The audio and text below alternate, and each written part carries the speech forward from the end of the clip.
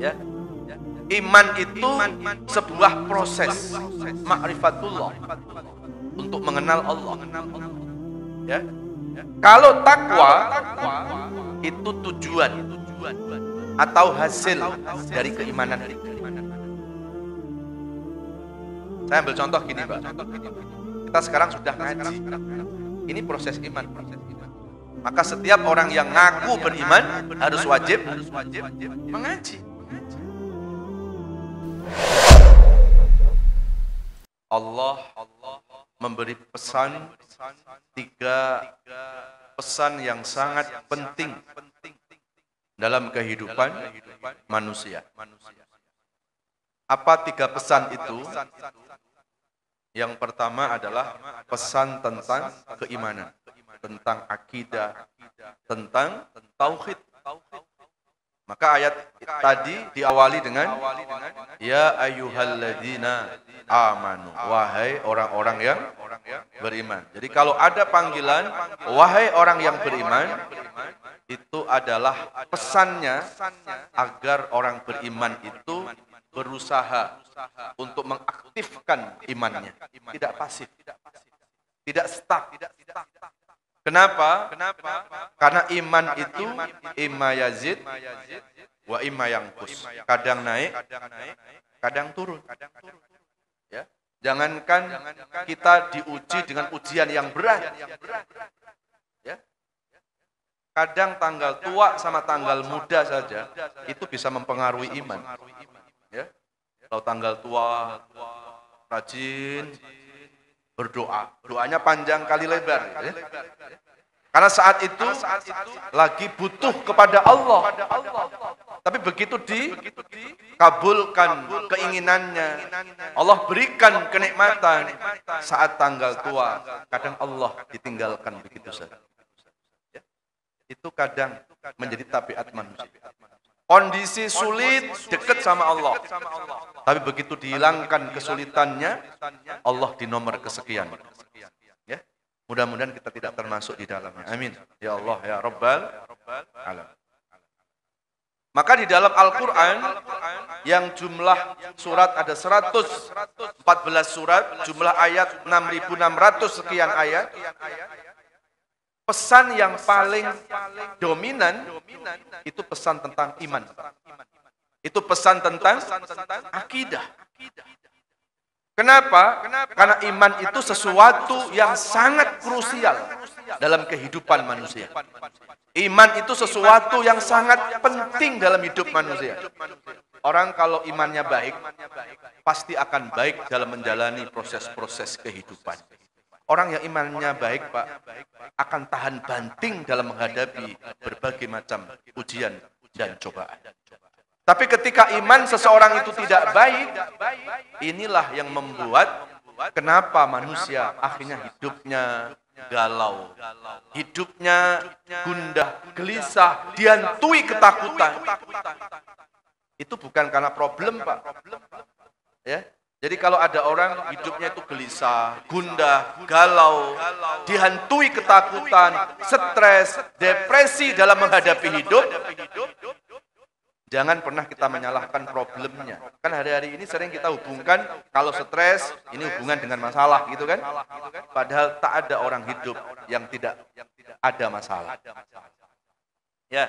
Apa ada orang hidup nggak ada masalah? Rumah tangga yang hebat sekalipun bukan rumah tangga yang tak ada masalah, tapi rumah tangga yang mampu melewati masalah. Maka jangan pernah salahkan masalah, Pak. Ya, jangan pernah salahkan masalah. Kadang-kadang yang salah itu kita dalam melarikan masalah. Harusnya kita larikan masalah kepada Allah. Kita larikan masalah ke pikiran kita, ke akal kita, ke perasaan kita. Disitulah akhirnya lelah kan, Pak? Lelah akal kita, putus asa dalam hidup dan seterusnya. Ya. Maka disinilah pentingnya kita menguatkan keimanan. Apalagi dalam kondisi-kondisi yang seperti ini ya Pak ya. Ya, kondisinya masih belum baik-baik saja. Kemarin sudah mulai tenang kita, tiba-tiba ada Om Ikron lah apa gitu ya. Kalau ini kita enggak sikapi dengan iman yang kuat, yang kokoh, Pak, kita akan diombang-ambingkan oleh keadaan. Ya. Maka inilah pentingnya iman kepada Allah Subhanahu wa taala. Al-iman asasuddin. Iman adalah pondasi dari kita beragama. Awaluddin ma'rifatullah. Ya. Pokok dari agama itu adalah ma'rifatullah. Bil iman, mengenal Allah dengan keimanan. Jamaah sekalian yang dirahmati Allah. Kemudian pesan yang ketiga, apa ayat itu? Ittaqullah.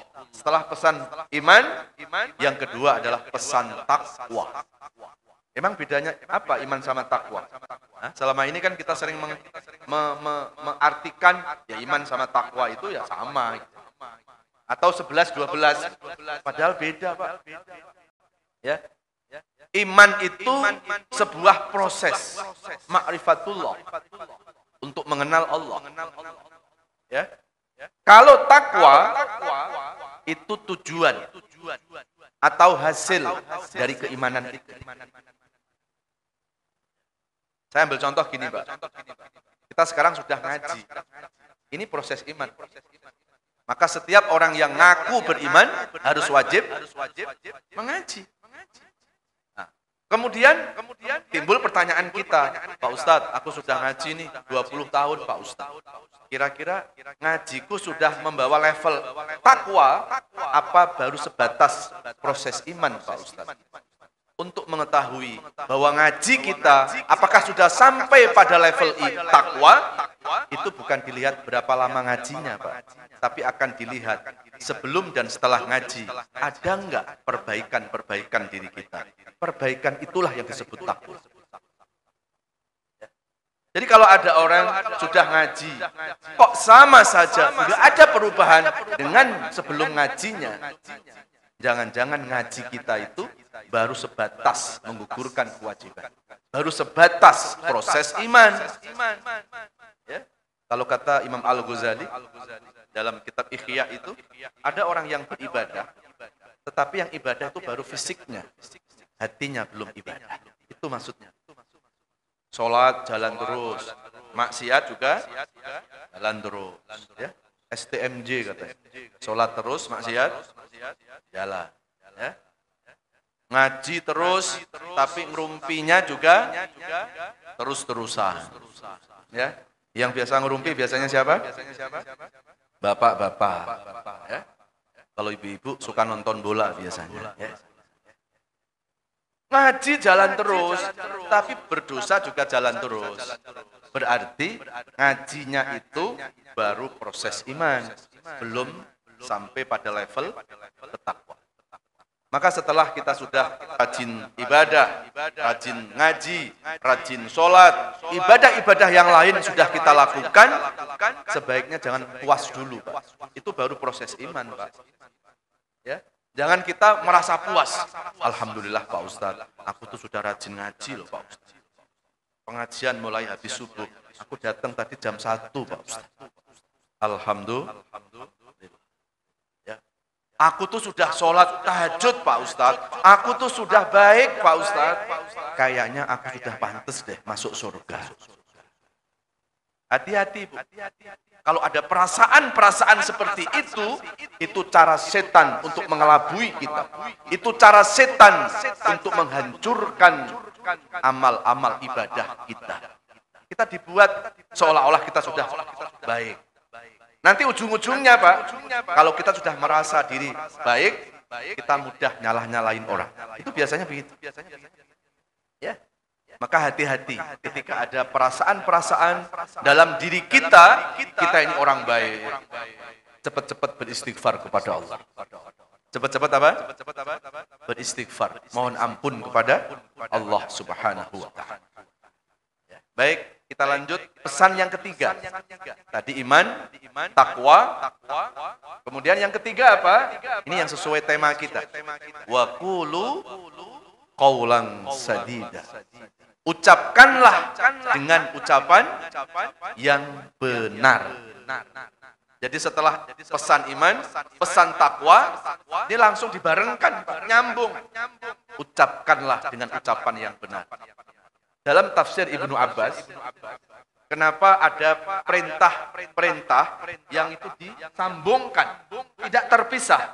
Maka menurut Ibnu Abbas, itu menunjukkan bahwa perintah-perintah itu sama pentingnya. Kalau pesan iman itu penting, kalau pesan takwa itu penting, berarti berucap dengan ucapan yang benar. Itu juga sesuatu yang penting. Ucapan itu bisa menjadi cermin keimanan, ucapan juga bisa menjadi cermin ketakwaan seseorang. Salamatul insan fi hifdzil lisan. Selamatnya manusia itu tergantung sejauh mana bisa menjaga lisan. Ada orang dipuji karena lisan, tapi juga ada orang dicaci maki gara-gara lisan. Ada orang masuk surga gara-gara lisan, Pak. Tetapi ada orang diseret-seret ke neraka gara-gara tidak mampu menjaga lisan. Al-lisan saghirul jismi wa kabirul jurmi. Ya. Ini qaul dari Imam Al-Ghazali.